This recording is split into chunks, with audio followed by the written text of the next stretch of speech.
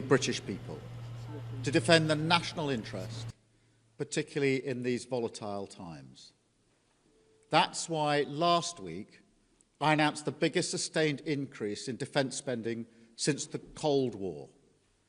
That's also why I met President Trump last week, to strengthen our relationship with America, and indispensable partners in defence and security. And it's why this weekend I've been hosting European leaders here in London to work together for the security of the United Kingdom, Ukraine, and Europe as a whole. Through my discussions over recent days, we've agreed that the UK, France, and others will work with Ukraine on a plan to stop the fighting. Then we'll discuss that plan with the United States and take it forward together. The purpose of today's meeting was to unite our partners around this effort, to strengthen Ukraine and to support a just and enduring peace for the good of all of us. Our starting point must be to put Ukraine in the strongest possible position now, so that they can negotiate from a position of strength, and we are doubling down in our support. Yesterday evening, the UK signed a £2.2 billion loan to provide more military aid to Ukraine, backed not by the British taxpayer, but by the profits from frozen Russian assets. And today I'm announcing a new deal, which allows Ukraine to use £1.6 billion of UK export finance to buy more than 5,000 air defence missiles, which will be made in Belfast, creating jobs in our brilliant defence sector. This will be vital for protecting critical infrastructure now and strengthening Ukraine in securing the peace when it comes. Because we have to learn from the mistakes of the past.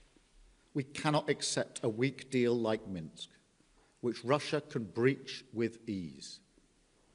Instead, any deal must be backed by strength. Every nation must contribute to that in the best way that it can, bringing different capabilities and support to the table, but all taking responsibility to act, all stepping up their own share of the burden. So we agreed some important steps today. First, we will keep the military aid flowing and keep increasing the economic pressure on Russia to strengthen Ukraine now. Second, we agreed that any lasting peace must ensure Ukraine's sovereignty and security, and Ukraine must be at the table. Third, in the event of a peace deal, we will keep boosting Ukraine's own defensive capabilities to deter any future invasion. Fourth, we will go further to develop a coalition of the willing to defend a deal in Ukraine and to guarantee the peace. Not every nation will feel able to contribute, but that can't mean that we sit back. Instead, those willing will intensify planning now with real urgency. The UK is prepared to back this with boots on the ground and planes in the air, together with others. Europe must do the heavy lifting. But to support peace in our continent and to succeed, this effort must have strong US backing. We're working with the US on this point after my meeting with President Trump last week. And let me be clear, we agree with the President on the urgent need for a durable peace. Now we need to deliver together.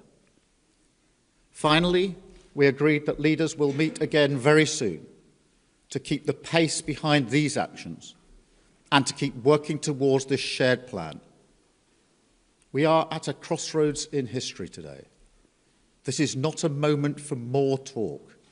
It's time to act, time to step up and lead, and to unite around a new plan for a just and enduring peace. Thank you. I will now take a number of questions, starting, I think, with you, Beth, at Sky.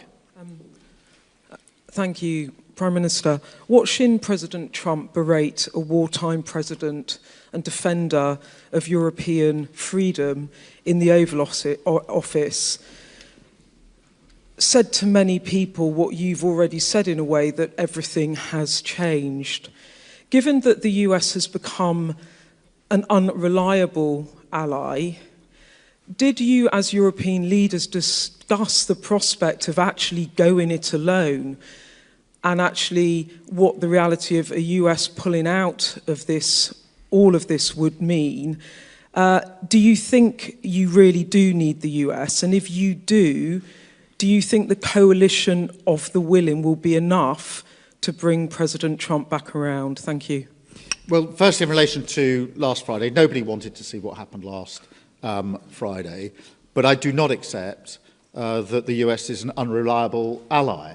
The US has been a reliable ally to the UK for many, many decades and continues to be. There are no two countries as closely aligned as our two countries, and our defence, our security and intelligence is intertwined in a way no two other countries are. So it's an important and reliable ally for us. The discussions we've had today, particularly the coalition of the willing, is on the basis that this is a plan that we will work with the US, and that it will have US backing. So that is the purpose of the plan, and that is why I spoke to President Trump last night before we developed the work on this plan. Thank you. I've got Robert from ITV. Hi, Robert Pearson, ITV. I want to sort of put to you what will be on the minds of millions of British people. With your commitment in the event of a peace deal to deploy British soldiers to Ukraine, is there now a more real prospect of Britain being at war with Russia? Can you rule that out? The whole point of a guarantee for any deal, or if there is a deal, is to preserve the peace. And if you want to preserve the peace, you have to be prepared to defend the peace. So the reason I've been forward-leaning on this is because I want to avoid conflict, because I do not want conflict in Ukraine, in Europe, and certainly not in the United Kingdom. I want stability in the United Kingdom. The way to ensure that stability is to ensure that we are able to defend a deal in Ukraine, because the one thing our history tells us is that if there is conflict in Europe, it will wash up on our shores. And already in the last 3 years, what's happened in Ukraine has had a massive impact on many working people back here in the United Kingdom, because their bills have gone up, their energy bills have gone up. There's been an instability in our economy caused by that conflict. So we are not unaffected by it. And of course, our own security and defence depends on the defence and security of Europe. So every step I am taking is in order to preserve peace, to avoid conflict, because the safety and security of the British people is my number one duty and responsibility, and I take it very seriously. Thank you. Chris at the BBC. Thank you, Prime Minister. Chris Mason, BBC News. After what happened the other night between Presidents Trump and Zelensky, do you feel a greater personal responsibility, alongside President Macron and others, for delivering a workable peace? And on the coalition of the willing, as you've described it today, are you persuading more people to join it? Thank you. On the question of responsibility, I do think the United Kingdom should step up and lead.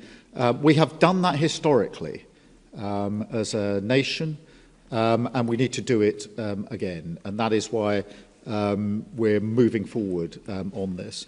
On the coalition of the willing, yes, a number of countries have indicated today that they want to be part of the plan that we are developing. I'll leave them to make their own statements about exactly how they want to make that contribution.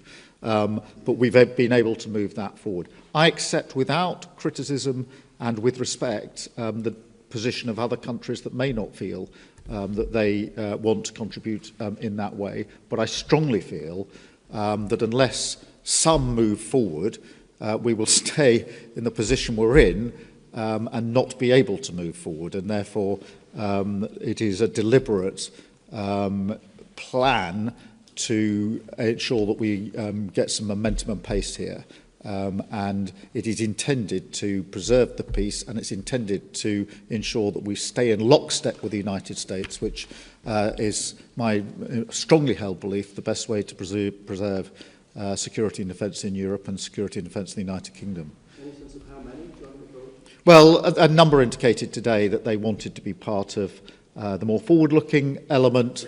I will, rather than speak for them in terms of exactly how they'll make that known and what their contribution will be, I'll leave that to them. But I'm pleased that a number did indicate that they do think that this is a plan worth backing and that they want to play a part in it. And so we've made real progress today in the course of the last few hours. Thank you. Alex. Thank you, Prime Minister. Alex Wickham from Bloomberg. Bloomberg, I'm sorry. On your coalition of the willing, do you think it can be bolstered by countries that aren't just in Europe? Essentially, we've got Canada represented here today. Do you think you could get countries beyond Europe to join the coalition of the willing, essentially make it almost a transatlantic partnership? And also, in terms of your plan to present back to Donald Trump, how soon do you need to get that done? Is that something that really needs to happen very quickly in days? Thank you. On the countries beyond Europe, obviously we had Canada here, who've traditionally taken a forward-leaning role. They've been working very hard with us on issues like training, and they've been a reliable ally. And I'm encouraging of that because they are already deeply vested in Ukraine. As I say, they've worked on the training, amongst other things. Yes, on the question of the US, look, I spoke to President Trump last night. I'm not going to go through the details of that conversation, but I would not be taking this step down this road if I didn't think that it was something that would yield a positive outcome in terms of ensuring that we move together, Ukraine, Europe, the UK and the US, together towards a lasting peace. And so that's the way I've approached this in the last few days. Hugo, from the I News. Thank you, Prime Minister. Hugo Jai from the iPaper. Obviously, the other party that would need to sign up to any future peace deal is Russia. President Trump has said he wants to talk to Russia. You're coming up with a peace deal without Russia's involvement. What makes you think that Russia can be persuaded to sign up to this deal that's been agreed by its enemies? Well, in the end, a deal will have to involve Russia. Of course it will. But we can't approach this on the basis that Russia dictates the terms of any security guarantee before we've even got to a deal. Otherwise, we won't make any progress at all.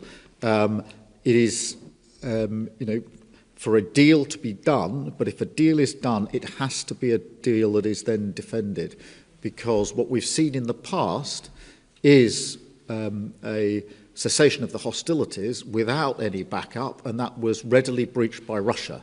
And that is precisely the situation that I think we need to avoid this time around, which is why we're going down this road.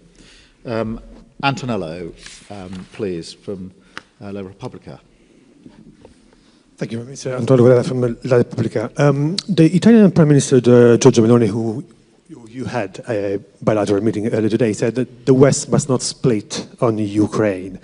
How can you try to convince Meloni and other European leaders that your plan and your coalition of the willing, is the right thing, and to persuade them to join? And do you fear that the West might split on this? Thank you. Well, firstly, I had a very good bilateral meeting with Georgia this morning. We had the first bilateral brunch, I think, in the history of British-Italian relations. So that was a first. We get on personally very well. And she's very clear, I don't want to speak for her, but I think her position is well known, that Europe and the US have to stand together, and that bond must always be strong. So there's a huge amount of common ground between the way I see this and the way Georgia sees this, particularly the view that it is important for the security and defence of Italy, of Europe and the United Kingdom, that we work, as we've always worked, closely aligned with the United States. Thank you all very much indeed. Thank you.